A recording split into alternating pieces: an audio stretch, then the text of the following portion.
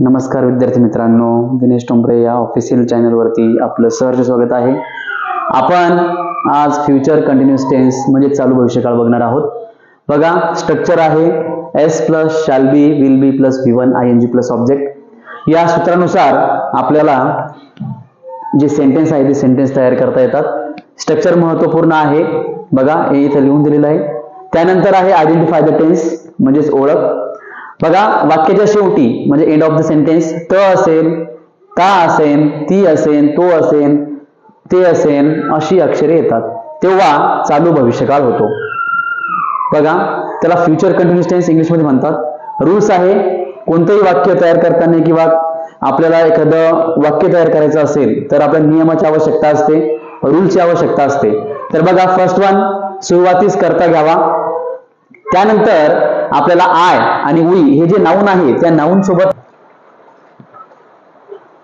बघा, आय आणि वी सोबत आपल्याला शॅल बी घ्यायचं आहे. आय व वी हे जे नाऊन आहे त्या नाऊन सोबत आपल्याला शॅल बी वापरायचं आहे. त्यानंतर बाकी जे उरलेले जे नाऊन आहे त्या नामासोबत आपल्याला विल बी या सहाय्यकारी क्रियापदाचा वापर करायचा आहे.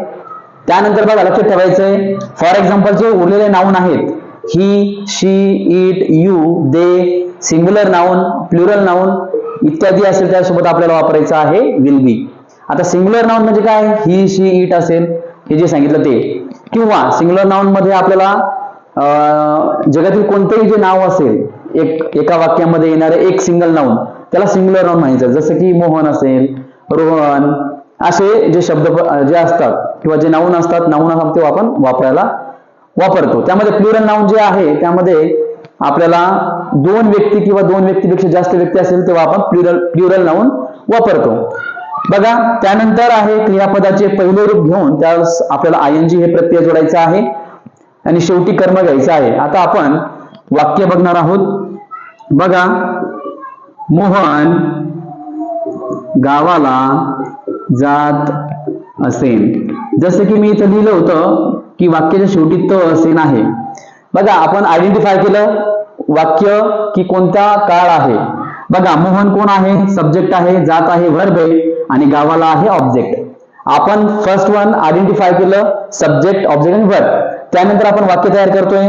बघा, मोहन हे काय आहे, सिंग्युलर नाऊन आहे, आणि सिंग्युलर काय आहे, करता आहे नाऊन आलं. नाऊन सोबत आपल्याला आय आणि जर वी येत असेल तरच आपल्याला शॅल बी वापरायचं आहे, अन्यथा आपल्याला विल बी वापरायचं. बघा, आय आणि वी दिसतंय का, नाही. इथं काय दिसतंय, मोहन सोबत आपल्याला विल बी घ्या. इथं आपल्याला विल बी वापरायचं आहे, विल बी. त्यानंतर आपण येऊ आता क्रियापद. आता क्रियापद कोणतं आहे, आपलं जात असेल, V1 वापरायचं आहे, गो, आणि त्याला जोडायचं आपल्याला ING. बघा, मोहन विल बी गोईंग. एका ठिकाणाहून दुसऱ्या ठिकाणी जात असताना आपल्याला टू या शब्दाचा आपल्याला वापर करायचा असतो. टू वापरला आपण.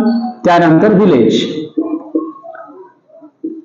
बघा, Mohan will be going to village. आपण सेकंड वाक्य घेऊ. बघा, सेकंड, मी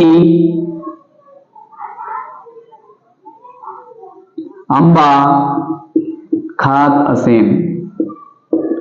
हे वाक्य घेतलं आपण, सिंपल वाक्य आहे. बघा, आय आलं, आय हा सब्जेक्ट आहे, खात असेल व्हर्ब आहे, आंबा हे ऑब्जेक्ट आहे. ओके. त्यानंतर बघा, आय आलं, इथं आय सोबत आणि वी सोबत आपल्याला वापरायचे शाल बी. आय आलं, आय शाल बी. इट आपण घेतलं क्रियापद, ह्या सूत्रानुसार क्रियापद वापरलं V1 आणि त्याला वापरा ING. Eating, I shall be eating, आणि काय आहे, एकच वचनी आहे तर मग अ घ्यायचं आणि मँगो. बघा, त्या पद्धतीने आपल्याला याच्यानुसार आपल्याला हे वाक्य तयार करायचं आहे.